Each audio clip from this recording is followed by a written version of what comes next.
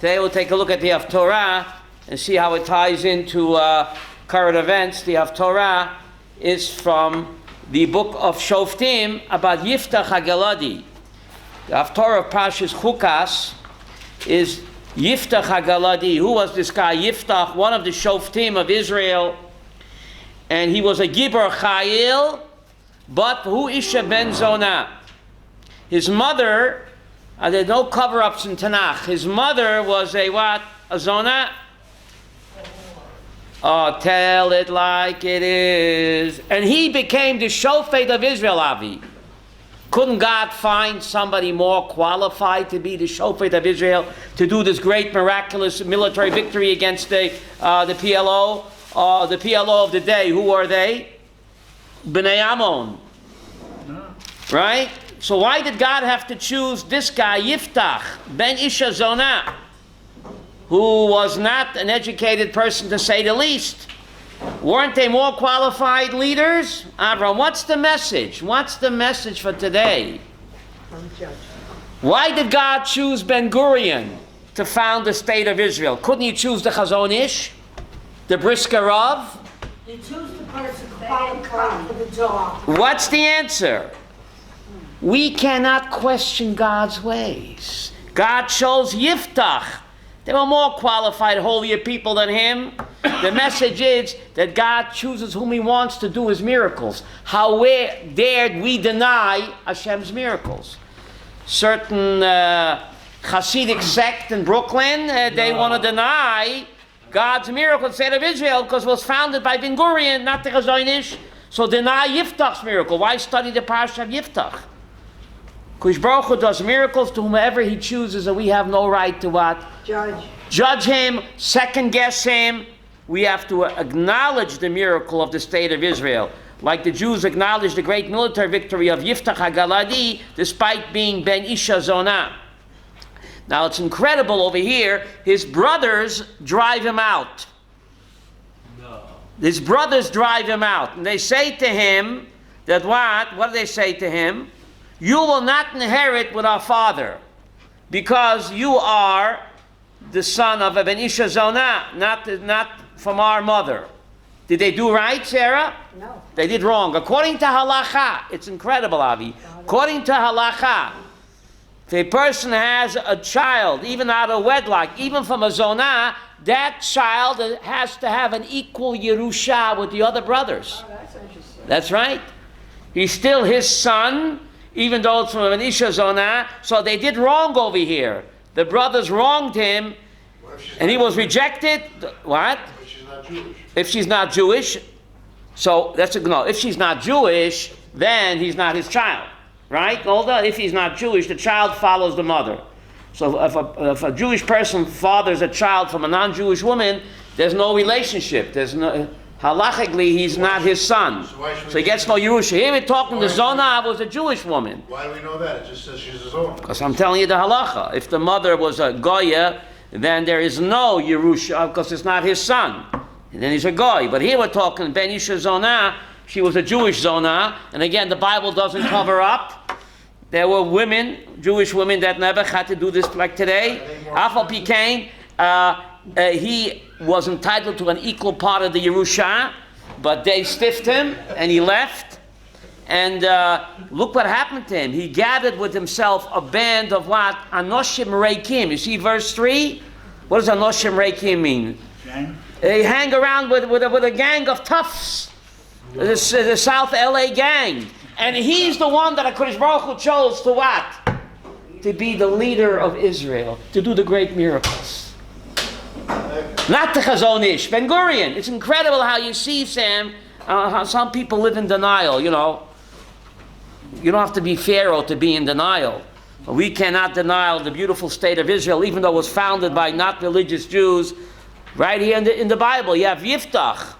Right? Afal Pikain, he was the Shofet of Israel. Now, it's just amazing that if you look at the Maftir, this is the Haftorah. If you look at the Maftir, Moshe Rabbeinu is the Jewish people in the 40th year. It's Bamidbar 21, verse 33. Bamidbar 21, verse 33. the Jewish people are being attacked by Og Melech HaBashan. Right by the Maftir, the end of the Parsha, by Midbar 21:33. And God tells Moshe in the Maftir, by Midbar 855.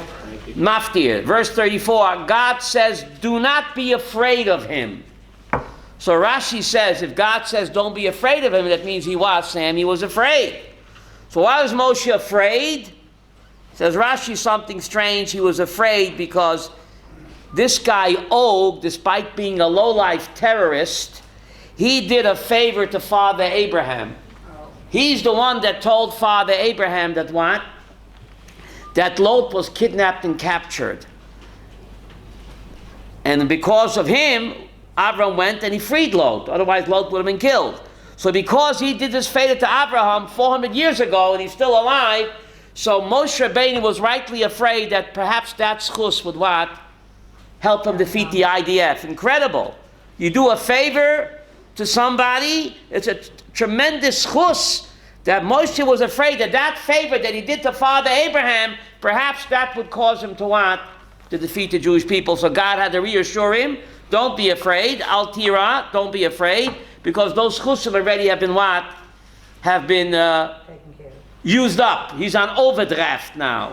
Now he's on overdraft. Those chusim have been what? Have been used up. So the Jewish people attack him. They attack Sichon, Melech HaMoiri, Cheshbon. And the Torah tells me something very strange. Again, Bamidbar 21, verse 26. It seems to be ancient history over here. See, Bamidbar 21:26, Cheshbon, Ir Sichon, Melech HaMoiri. The capital city of Sichon was Cheshbon, and he went to go to war. And there the poets say, by Midbar 21:27, the poets say, come make a cheshbon. What are we talking about over here? Who cares what these wars took place 3,300 years ago? Why do we care the name of the city that the Jewish people captured from Sichon, the king of Amori? And there the poets say, bo cheshbon. It doesn't seem to make any sense. The Torah is not history, David. The Torah is God's GPS. So the Gemara Baba Basra, page 78, says something incredible. What's it saying over here? In verse 26, Bamidbar 21, Ki cheshbon ir sichon. Al ken yomru ha-moshlim, bo cheshbon. The word moshel means a poem, a parallel. The word moshel also means what? Rosh memshala. Moshel means to rule. So Bamidbar 21, verse 26 is telling us, verse 27, if you want to be Moshel on your Yetzer Hara, we shall overcome. If you want to rule your Yetzer Hara, be a Moshel, bo cheshbon. Yiddisheli, come make a cheshbon. What does cheshbon mean? Cheshbon hanefesh.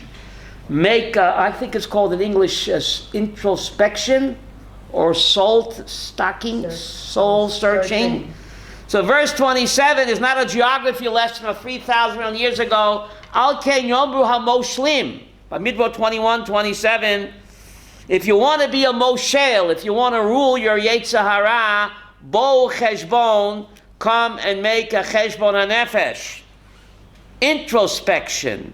Does it pay to do that aveira? You eat the cheeseburger in 2 minutes, the pleasure is over, and then never you're stuck.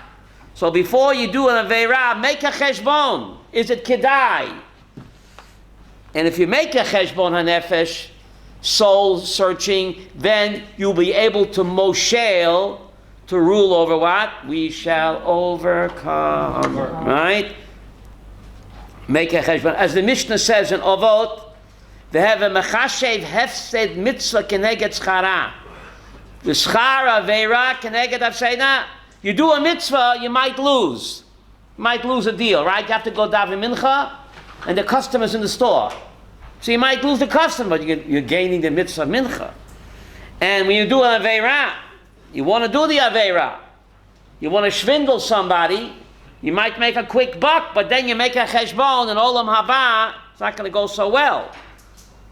So if you look at verse 28, ki eish yotza mecheshbon.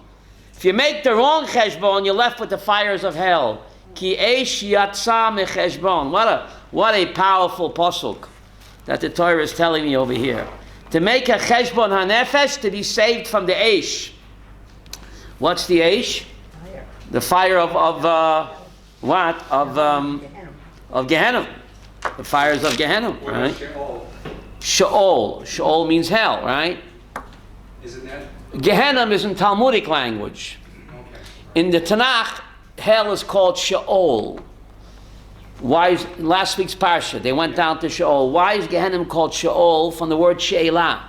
Question. Because if hell is not a physical place, it's a state of mind. When a person dies, his consciousness, Hashem will ask him, how could you mess up your life this way? Aren't you ashamed of yourself? That's the worst hell, the busha, the cherpa of God's sheilot. What are we going to answer? So that's why hell is called Sheol in what? In Tanakh. In Talmudic language, it's called Gehenna.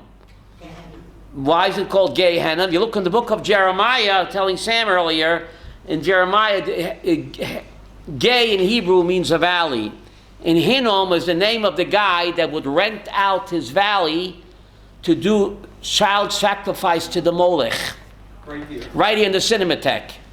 And even today they're finding skeletons of children with their throats cut around an altar, right by the Cinematheque. The Gay Hinnom, so Chazal couldn't think of anything more horrible than what? Than child sacrifice, and therefore they coined that phrase for Gay Hinnom, the valley of Mr. Hinnom. He rented out his valley to do the Molech sacrifice to Avodah Zarah. Unfortunately, Jewish people were doing it. It's crazy. Jewish people were doing these crazy things. But that's why Chazal coined that the valley of Gay Hinnom. The Torah speaks over here about the death of Miriam. Miriam, in this parsha, 2 of the 3 greatest leaders the Jewish people ever had die. Who dies? In the month of Nisan, who dies? Miriam dies in the month of Nisan, b'chodesh HaRishon. Aaron dies b'chodesh HaChamishi. What's chodesh HaChamishi? Not May, of. And chodesh HaShvi, later on, Moshe Rabbeinu. All 3 great leaders died the 40th year, but the first to die is Miriam. She dies first. She dies b'chodesh HaRishon, Nisan.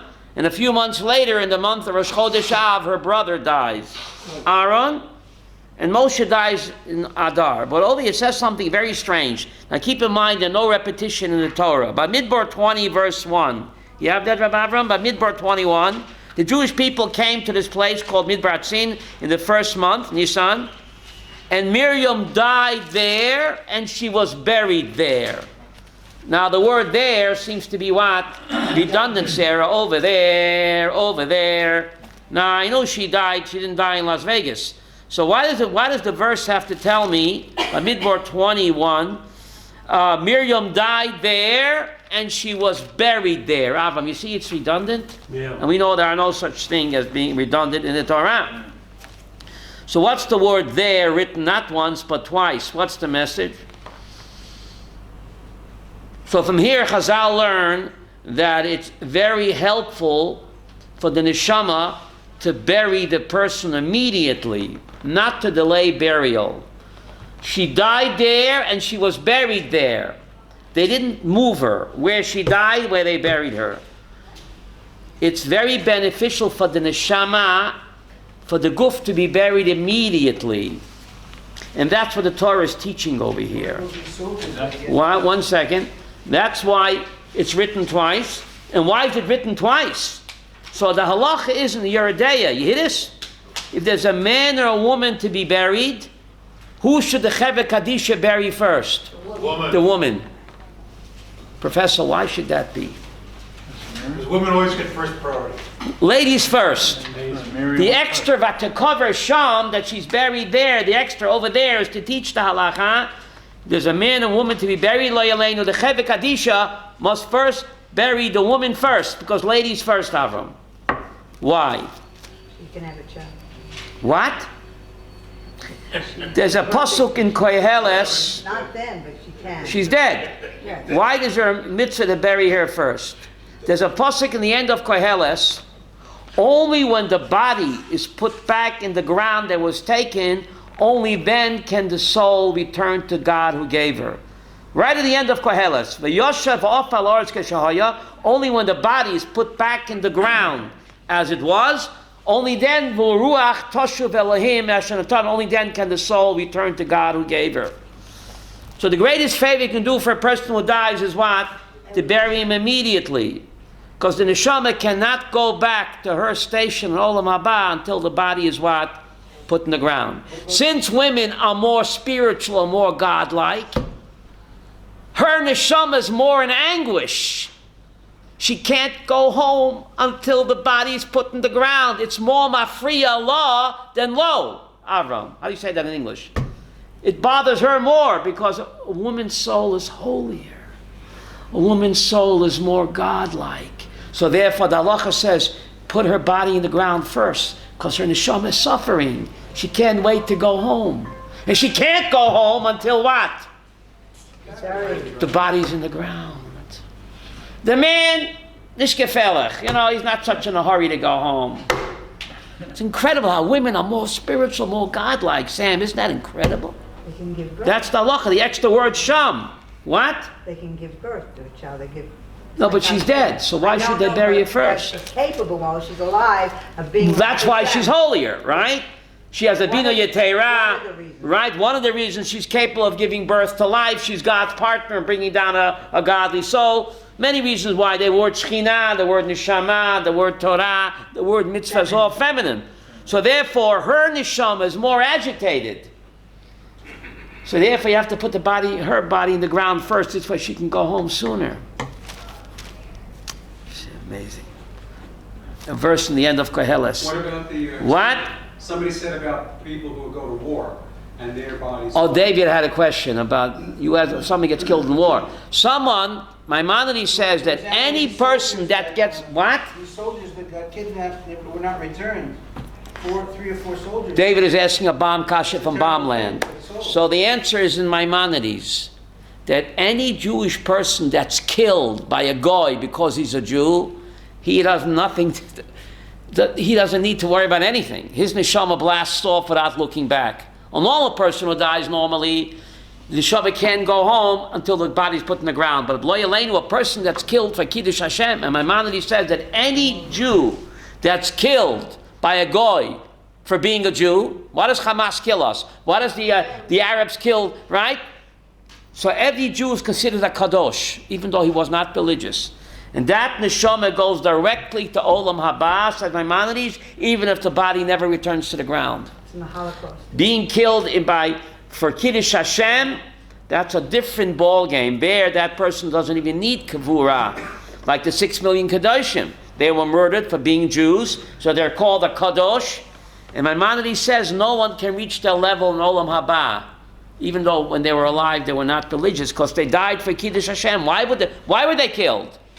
Because they're Jews. So that they died because they're Jews, and that's called a Kiddush Hashem. And whether they know it or not, they are on the highest level of Olam Haba, even without kavura. So that's the answer, David, to your good question. Now here is a classic case. If you don't know Hebrew, you get all balled up. Terrible mistranslation. Let's go to Bamidbar 21. Bamidbar 21, verse 5. The people, this is the new generation that grew up in the Midbar, they began to be disgusted with the man. Bamidbar 21, verse 5. They say, why did they speak against God and Moses? Why did you bring us out of Egypt? There's no normal food here, and we are disgusted. Belechem haklokel. We are disgusted with the light bread. They didn't want to eat Wonder Light. You see that? Verse 21, 5. The man. They were disgusted with the man. We don't want the supernatural existence anymore. Where's the beef? Remember Clara? What's her name? Where's the beef? Well, we don't want these little white crystals and fantasize. We want to see the pastrami with the schmaltz melting, right? We want to see the, a pickle. Fantasize these white crystals and maybe, So they didn't want it. They didn't want the supernatural existence anymore. Genug. How do you say genug? Masbik. 40 years, masbik. Enough. Be careful what you pray for, Avi, because you just might get it. So right after that, Sarah, what does the Torah say? Bamidbar 21:6. Anybody? Bamidbar 21:6. God sent the fiery serpent. God sent the fiery serpents. Wrong. Anybody knows Ulpan 103 over here? Doesn't say Vayishlach. I'd be a favor, Avim, you could send him an email. It doesn't say Vayishlach Hashem ba'amas hanachashim, that God sent. It says Vayishalach. Reb Nachum, that's Hifil. If you take Ulpan, it doesn't say Vayishlach. Vayishlach means to send actively. It says Vayishalach. That's Hifil. How do you say that in English? Hifil. Passive. Thank you. Who said that? Causative. Be careful what you pray for, Masha. You might get it. They said they don't want the supernatural existence. Genug. So God said, Bavakashah. You're walking in a desert for 40 years. A lot of rattlesnakes there. Right, Golda? How come they weren't bit until now? That's normal? Miracle. But you guys said you don't want the miraculous existence no more. Bavakashah. God didn't send the rattlesnakes. He just let them loose. But if you don't know Hebrew, it's a nebuch. It's so misleading, Avram. It's so. Can you send them an email? It's in Mamish. It's. To just stop the miracle. He just what they said. Vayishalach doesn't say Vayishlach. Do me a favor. You guys don't want the supernatural existence, so we'll go back to Teva. The Teva is you're walking in the desert. There's a lot of rattlesnakes over there. It's amazing how if you don't know Hebrew, you get all mixed up. Be careful what you pray for, David, because you just might get it. So Hashem said, okay, we'll go back to Derech HaTeva. That's what you guys wanted. So he just, Vayishalach, he just released them. He just turned them loose. That's all he did. Rattlesnakes bite. You walk in the desert. Up until now, it was a supernatural existence. You didn't want it anymore. So therefore, Kodesh Baruch Hu what? Just turned them loose. And very strange over here. So to heal them, God said to Moses, make a copper serpent and put it on a pole. That's the medical profession. They have it on their... Medusa, they call it, right? What, Medusa? What's it called? Medusa or something like that? Sounds like voodoo to me. I mean, what's it all about? Bamidbar 21, Avram. Bamidbar 21, 8 and 9. Right? 28, God said, make for you a serpent on a pole and put it on a big pole, and anybody that gets bit and he what? Sees it, he will what? He'll be cured. Very strange. Just by looking at it? It's almost Yeah. It's almost like saying stare at this idol. Stare at what? What is this? What's going on, Avram? What's going on? So Rashi wonders. And Rashi quotes the Mishnah in Rosh Hashanah 29. Is this copper serpent have the power of life and death? Forget about it. But human beings, Masha, you know that, need tangible symbols to focus. That's our nature. Make a copper serpent and put it on a huge pole. So when a person gets bit, they're going to have to look up and meditate, not on the snake, on the one above. Meditate on Kodesh Baruch Hu, that He's in charge. The person is sick or healthy, it's all on Kodesh Baruch Hu. It helps us focus. Raise up our eyes heavenwards. Whether a person's healthy or chas v'sholom sick, it's up to a Kodesh Baruch Hu. But if they didn't focus on the one above, then what? They would die of the poison. So this was just a device. How do you say that in English, Yuda? A device to help me focus on a Kodesh Baruch Hu. The Zohar HaKadosh says something incredible. When a parent spanks a child, today you don't try this at home, you won't get arrested. But in the old days, a parent would spank a child, and the child shouldn't do that terrible thing again. The parent would hang the stecken. How do you say stecken? The kanchik, the stick, the strap on the doorpost. So the child should what? Reminder. Reminder, you don't want to get spanked again. This was God's stecken. How do you say that in Yiddish? This was God's stecken to punish the Jews, right? So Hashem said, be reminded you don't want to get punished again. So you look at that and remember that it's HaKadosh Baruch who controls everything. So this was just a device to help us focus on HaKadosh Baruch Hu. But in the days of Cheskiyah HaMelech, Avram, in the middle of the Bayis Rishon, the Jews began to worship this. And Cheskiyah HaMelech, what did he do, Masha? He destroyed it. Because it degenerated. After centuries, the Jews thought that this has magical powers, and then the great King Hezekiah destroyed it. But anyway, this is HaKadosh Baruch Hu, whatever happens to a person, this is all what? God is in charge. God is in charge. Things happen. The word HaTeva is Gematria Elokim. In nature, is the same numerical value as what? As HaKadosh Baruch Hu. What we call nature, HaKadosh Baruch Hu operates behind the veil of nature. So this helped the Jews focus by looking up that HaKadosh Baruch Hu is mistaklin. Mistaklin is a meditated. The Jews had to meditate. You know, meditation is a Jewish concept. We have to meditate on the one above. Therefore, we have so many mitzvahs with the Sheikh Alula, put on tefillin, talis. It helps us meditate on the one above. Women don't need all of the props. See, we need the props of talis and tefillin, esrog, lulav, shofar. We need the props to help us focus on the one above.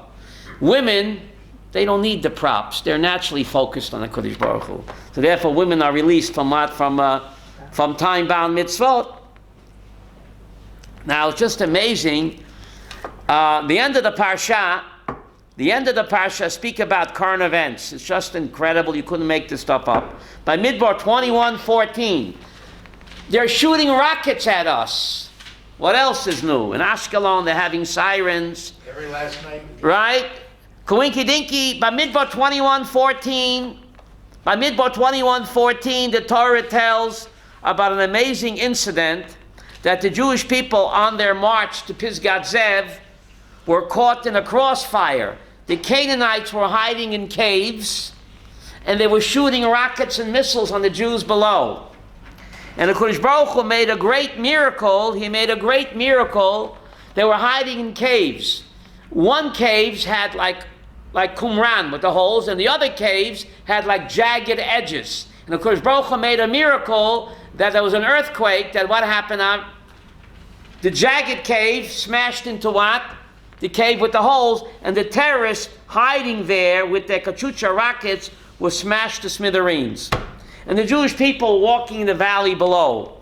So again, they tried to terrorize us then, like now. And HaKadosh Baruch Hu, he did a great miracle, Shelley. The miracle, you know, they shot rockets in a kindergarten? Oh. Yeah. A kindergarten, that's where they shoot their rockets. Nothing new. Nothing And Baruch Hashem, no kid was injured. Nothing Miracle like in the Parsha, Evelyn, by Midbar 21:14. Again, they shot rockets at the kindergarten, Yes. and the IDF bombed empty buildings. Yeah. Gee. Balloons with gas. We don't want to hurt the innocent terrorists.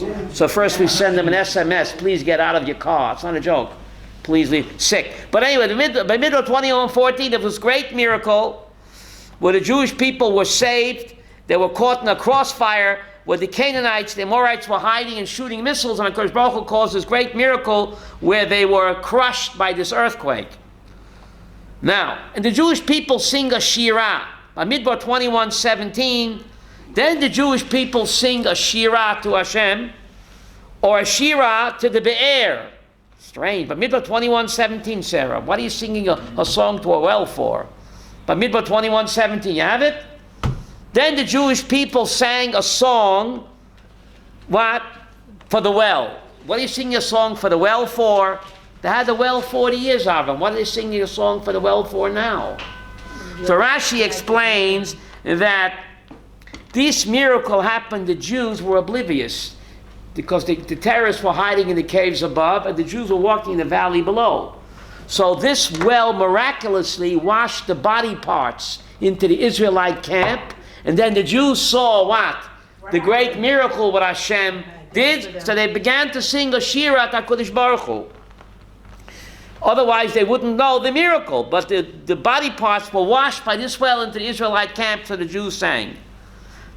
And Rashi says that the miracle that happened here was the same miracle as Kriyas Yamsuf. Avram, you getting this? Yeah. The miracle, when God caused these two mountains to smash into each other and crush the PLO terrorists, was a miracle on the level of Kriyas Yamsuf. And Rashi says, just like you celebrate Kriyas Yamsuf, we should celebrate this miracle as well. Do you know about this miracle, Avram? I wouldn't tell you, you would know about it. What? So we have a miracle to celebrate Kriyas Yamsuf. What's it called? The 7th day of Pesach. Shouldn't there be a yontif called Arnon Day or a Well Day? Rashi claims that this miracle, that Hashem saved us from certain death, was on a par of splitting of the Red Sea. So how come, Avi, nobody knows about it, there's no yontif to celebrate? I could use another holiday. So Rashi wonders about that. So to answer this question, Rashi asks another. Bamidbar 21:17 says, then Israel sang the song. 40 years earlier, they also sang a song. But there it mentioned whose name? Moshe's name and God's name. Over here, who's missing? Bamidbar 21:17. Oz Yoshe Yisrael Tashira. Unlike 40 years ago by the Red Sea, there are two names missing, Professor. Who? The Lord and Moses. What's going on? So Rashi says something in Miriam. Why is Moshe not mentioned here? Because this great miracle that the Jewish people became aware because of the well, washing the body parts in the Israelite camp, this well that exposed the miracle for the Jewish people was also the cause of Moshe Rabbeinu's tragedy. This well caused Moses not to come to Ashkelon. Pisgat Zev. Remember, he hit the well, he hit the rock. So therefore, Moshe's name is not mentioned here. It was a great miracle for the Jewish people, but if you mention his name, you could be steching him. What's the connection? 1 minute. So how come God ain't there? How come God is not there? So Rashi brings a moshel. This man made a banquet and he invited the king. Come to my banquet. What did the king say? If you invite my best friend, I'll come. But if my best friend is not there, ich vor nicht. How do you say that in Yiddish? Ich vor nicht. I'm not going. I'm not going to go. Who's the king, Abraham? Who's the king's best friend? Moses. So since Moses is not here, God says, I'm not showing up either. Beautiful. So even though this was a miracle on the level of what? Yehuda. The miracle of the splitting of the Red Sea, Hashem's name is not mentioned, Moshe's name is not mentioned, and there's no yontif. Why is there no yontif? Because derech eretz kodma laTorah, Dr. Hackett. Judaism, in one word, is sensitivity to the other. I think it's 3 words. Imagine you're going to have well day, like splitting of the Red Sea. Rashi says, same miracle. You're going to celebrate well day. How will Moshe feel in Olam Haba? You know how bothers Moshe Rabbeinu he couldn't come to Pisgat Zev? To Ashkelon. It still bothers him. You're going to have a yontif celebrating well day. You'll be steching him in Olam Haba. Well. For me, it wasn't so well. This well caused me not to come to Eretz Yisrael. So God said, therefore, no yontif. Shh. David, cover up. Because if you publicize this miracle and have a yontif, it'll be Mitzayir Moshe Rabbeinu. So therefore, there's no yontif. God's name is not mentioned in the Shira. Kidei shelo lifgoa b'Moshe Rabbeinu. Not to be Mitzayir him. So there's no yontif, there's no chag. Hashem's name is not mentioned. What a powerful message. What a powerful message to go out of your way not to hurt a fellow Jew. And therefore God says, no yontif, my name is not here, even though the miracle was as great as what? As splitting of the Red Sea. Powerful message. How to be sensitive to another Jew. Now this idea is found again in Bamidbar 20:25. Bamidbar 20:25, Aaron has to die. By the way, the Big Apple is mentioned in this week's Parsha. You know the Big Apple, New York City? New York, New York. I'm a wonderful town. I'm not making this up. They got everything from us. New York City, the Big Apple is in this week's Parsha. I'm not drunk. Take a look at Bamidbar 20, verse 22. Bamidbar 20, every Jew at 22.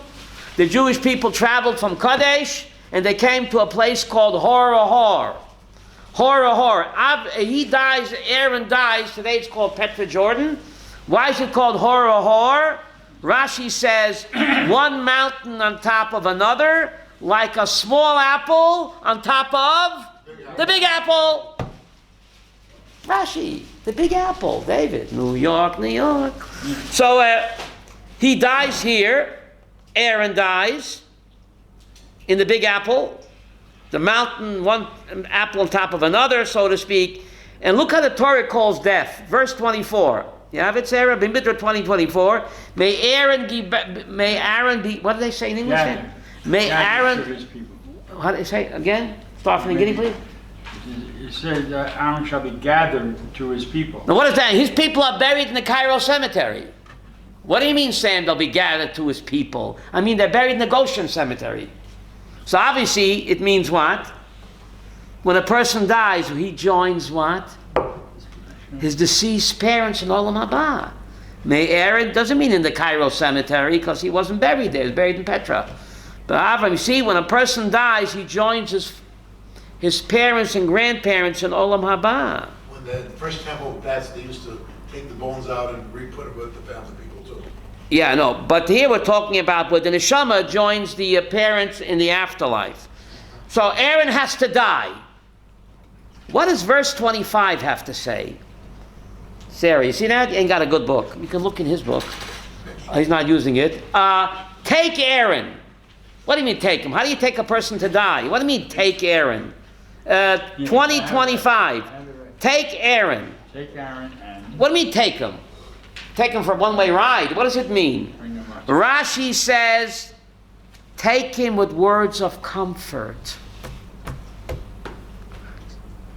Say to him, you're fortunate, you're going to a better place, and you're fortunate that your son will take over your crown. I'm not zoicha for that, said Moshe Rabbeinu.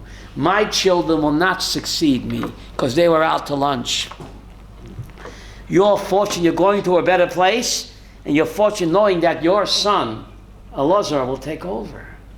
I'm not zoicha for that. A kind word. A kind word.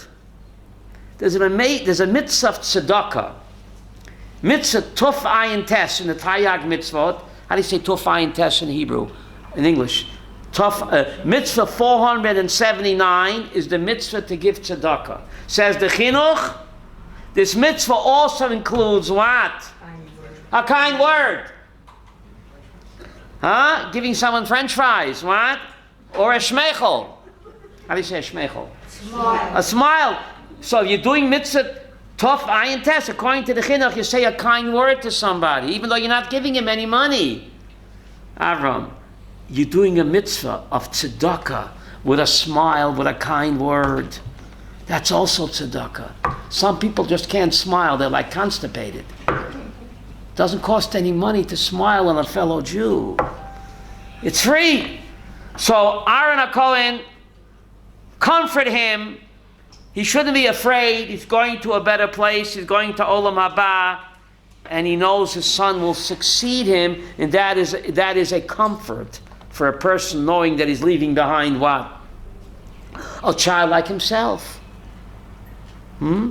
Child like himself.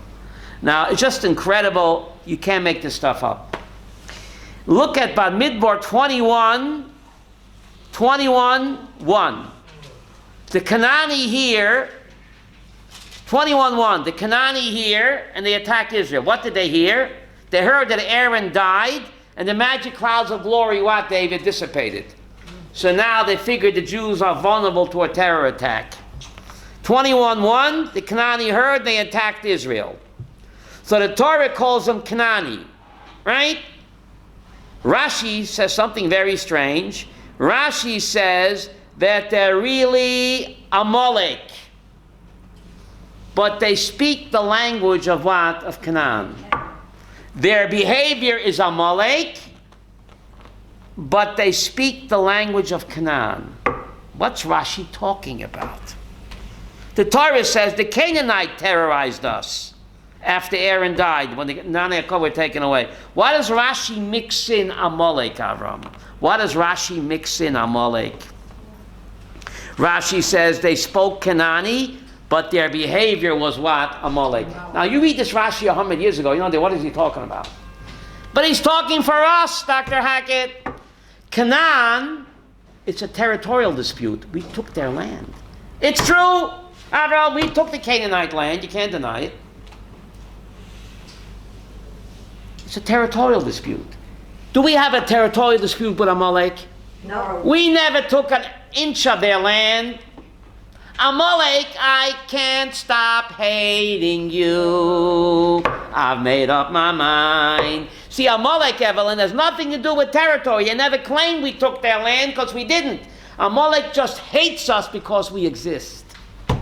Canaan, it's a territorial dispute. So Rashi is so profound. Are you sitting down? They speak the language of Canaan, Rashi says. That is all about territory.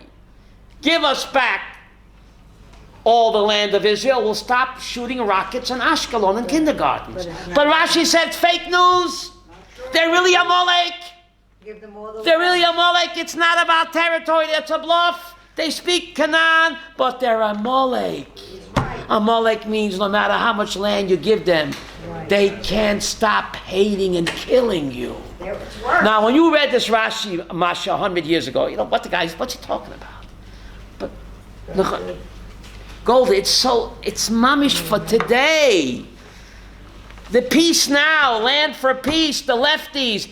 Read Rashi, they only talk Canaan. It's about land, it's a bluff. Rashi says they're really Amalek. But they speak the language of Canaan. It's fake news, says Rashi. Amalek just wants to kill us because we exist. Nothing to do with territory. But what does the left say, David? Land for peace. No. It's a bluff. Rashi said it's all fake news. Incredible. Shalom Achshav. Right, Shalom Achshav, right? It's all fake, it's all fake. It's a bluff, it's not real. It's all fake. You've got to say one thing about Ben-Gurion. What? Ben-Gurion knew back then, when he was the prime minister, when he became the first prime minister of Israel, Right. to give the Orthodox the power over the religious. That's of right. Israel. He knew that. That the IDF must be kosher. And marriage and burial is only in the hands of the Orthodox. He knew that. He was, you know what Ben-Gurion told the Chazon Ish? Ben-Gurion was a Yedei Sefer. He said, you're going to miss my kind. Because they knew the Torah. Today, they're totally ignorant. Ben-Gurion said, you'll cry over me. He knew. He knew the back truth. He knew that this is our deed to the land of Israel. But today the Nebuch is so secularized, they don't even know an Aleph from a Beis Nebuch. Now, there's a strange pasuk here by Midbar 19:14. This is from my Rebbe Rapam Zatzal. He just came to hear this, David. Now hear this. Now hear this. By Midbar 19:14. This is the Torah. A person dies in the tent. So it's Tumas Ohel, right? Zota Torah. By Midbar 19:14, Avram, This is the Torah. Someone that dies in the tent, everyone in the tent becomes what? Tumas Ohel, right? Even if you don't touch the dead guy. Therefore, you have to be very careful. If you're a Kohen, and you're walking in Bar Ilan Street, and the branches of the cemetery are hanging over, it says Kahanim cross the street. Because if you're a Kohen and you walk under the branches of the tree with the cemetery, it's Tumas Ohel. Wow. Okay? So there's a sign there by Bar Ilan Street, Kahanim, be careful, cross the street. But the Talmud gives another interpretation. Zolta Torah Adam Kiyomis Ba'ohel. This is the Torah, a person who dies in a tent. So the Gemara in Brachos makes a very strange comment. Brachos Samach Gimel. You have this, Rav Avram? The Torah cannot be kept unless you're willing to die for it. Makes sense to you? What would choose in the house? 1 minute. Say that It again. says in Baruch 63 on this pasuk, the Torah can only be kept if the person is willing to die for it. Now I don't understand that, because I know, Shirley, the greatest mitzvah is staying alive, staying alive. You're supposed to transgress the whole Torah to stay alive, except the big three. If your life is in danger, you're supposed to eat on Yom Kippur, be Mechala Shabbos to save a life. So what does the Talmud mean? The Torah can only be kept if you want to what? Die for it. So my Rebbe Rapam, he said something incredible. When he said this in 1974, before they had dumb phones and smartphones, but it's more, I think it's more Nageya today. He said, you ever notice, whenever you're on your way to do a mitzvah, the Yetzer Hara will always come up with what? Something. With a plan to, you want to go daven mincha, the store gets busy, you're on your way to a daf yomi, all of a sudden there's, what's the stupid World Cup comes on at that time. And he told his Talmidim, he told us, he said, listen, the person loses his job, gets laid off. The best thing for him to do is to come to the yeshiva. Because if you come to the yeshiva, the Yetzer Hara will make sure to get you a better job, just to get you out of the yeshiva. So take my advice, you get laid off, come learn. In a couple of days you'll see you get a bigger, better offer. Because when you want to do a mitzvah, the Yetzer Hara will always what? Come up with a plan to delay you. So what does that mean? If you want to do a mitzvah, you have to make believe you're dead to the world. Can a dead person answer his dumb phone, Avram? You're in the middle of a shiur and you answer your dumb phone. Does that make any sense? When you're doing a mitzvah, make believe you have an out-of-body experience. Some people, they can't stop. They put him in the coffin with the dumb phone. They can't stop twitching. When you're involved in a mitzvah, especially Talmud Torah, what are you playing around with the stupid dumb phone for? But you can't help yourself. It's an addiction. Zota Torah. If you want to keep the mitzvah, while you're involved in a mitzvah, at that time a person has to make believe that he's what, Avraham? Dead to the world. Otherwise, the Yetzer Hara will come up with 101 schemes of what? Of why this is more important, that's more important. That's the way it works, right? In the middle of Shemona Esrei, the cell phone goes off and they can't help themselves. I mean, it's crazy. You're davening Shemona Esrei, make believe you're dead to the world. If you're dead, will you answer your cell phone? Should be shut off. Right? Maybe. Right? Otherwise, right, Yetzer Hara always has what? 1,000,001 plans why it's more important to, right? There's certain sacred time, which is just for Hashem, and then, but that's the way the Yetzer Hara works. The Torah begins with the red cow, right, Sarah? Not the mad cow, the red cow. The red cow. Zot Chukat HaTorah. This is the law of the entire Torah. Is that true? It should have said, Golden Zois Chukas HaPorah. It's not the whole Torah, Avi. It's only one mitzvah. So why does it say Zois Chukas HaTorah? If you want to sum up the whole Torah, it's the mad cow. I mean, it's the red cow. It should have said Zois Chukas HaPorah. Hear the question on the table? Why is that the whole Torah? It's only one mitzvah. They didn't translate that way in English. What does it say in English? In English it says this is the decree of the Torah. Zois Chukas HaTorah. This is the chok of the entire Torah. But in English it doesn't seem Okay, the English. Zois Chukas HaTorah. Hey, idea. If you want to sum up the HaTorah, Abraham, hey, the whole Torah is a red cow, but it's only one. Just do it. Why? There are 70 reasons we can't cover all 70. Time is running short. Maybe I'll give you one. Just do it. The Parah Aduma has paradoxical qualities, Avram. It's a paradox. The same ashes that are defiling one is purifying the other. The Kohen involved in preparing the mix, he becomes what? Tameh.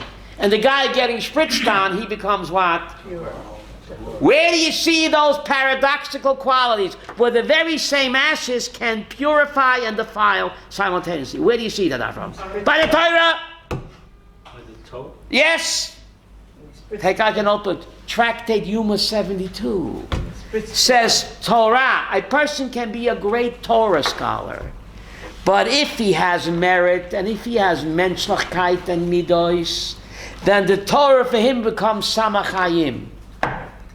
If he has good character traits, he has derech eretz, he's respectful and courteous, then the Torah scholarship becomes for him samachayim. But a person can be a great Torah scholar, and if he has no good midos, then that Torah for him, lo yaleinu masha, becomes what? Sam hamovet. Here you have the poraduma, paradoxical qualities, where the Torah can purify and chas v'sholom what? Defile. It depends on the person studying Torah. You see many Torah scholars that they're corrupt, they're immoral. They steal and they do other things. They put cameras in mikvahs, lo yaleinu. You know, this rabbi was putting a camera in the ladies' mikvah, lo yaleinu. They shouldn't talk about it, right? No, I don't believe it. He went to jail. Don't go there. He's a great Torah scholar. So what? But he was a great Torah scholar. Some people defended him. Right? He was a great Torah scholar. But for him, the Torah became what?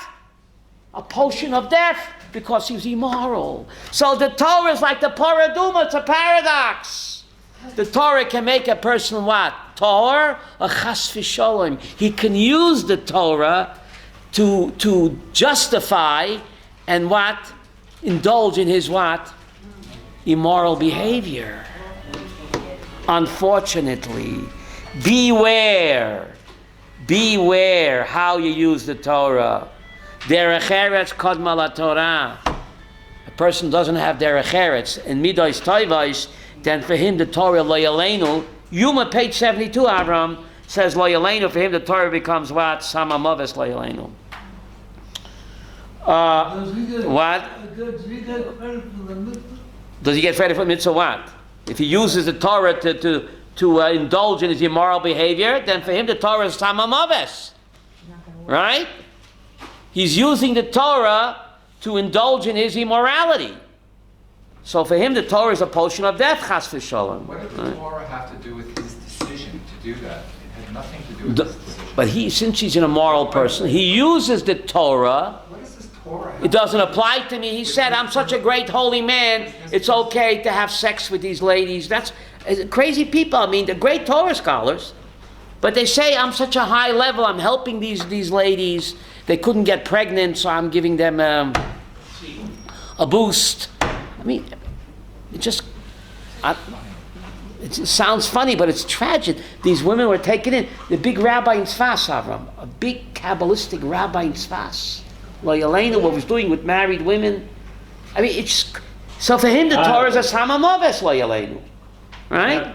So the ikar is to have midos toivos, to be a mensch, to be a moral person.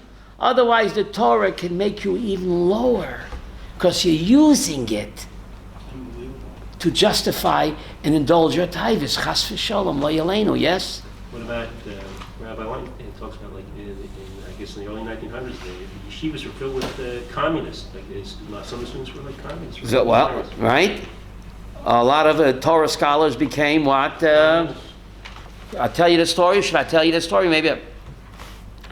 Der Friedrich Lubavitcher Rebbe, not this one, the Friedrich, was arrested by his own nephew, who became the head of the KGB. The KGB, how do you say that in English? This guy was a genius Torah scholar. And communism got a hold of him, the worst of Avodah Zarah. He became the head of the Jewish section of the KGB, the Sexia. KGB. And he's the one who arrested his uncle, Lubavitcher Rebbe. They were the worst. They were the worst. So what good did the Torah do him? Beware. If you study Torah, beware. Make sure you're a mensch koidim. Beware. The paraduma ashes, they purify, but at the same time they defile. Handle with care, Avi. What's it called? Poison ivy or what? The Torah, the Vilna Gaon, I'll close with, please give me 2 minutes, it's important. In Zois HaBracha, Moshe Rabbeinu compares the Torah to rain. Those raindrops, so many rain. I'm dating myself. Those raindrops. It's worth it to hear this. David, you like this. In Zos HaBracha, Moshe Rabbeinu compares the Torah to matar. What does matar mean? Rain. Matar means rain. Tal means dew. Don't mix me up. The Torah is compared to rain. Why is the Torah compared to rain? There are many reasons. Says the Vilna Gaon, rain falls, it rejuvenates the flowers, right? But it also rejuvenates the weeds. Are you sitting down, Masha? The Holy Vilna Gaon. Rain is so beneficial. If it falls on flowers, it rejuvenates and makes the flowers blossom. But the same rain falls on weeds and poison ivy. Beware. The Torah is compared to rain. Are you flowers or chas v'shalom lo yaleinu poison ivy? Beware. That's the Holy Vilna Gaon. On Sunday we have a class. It's called Why Name the Month Tammuz? Tammuz, the name of a pagan idol. Why call the month J.C. Penney month? I mean Tammuz or the Virgin Mary month. That's Sunday at 2:00. Thank you very much.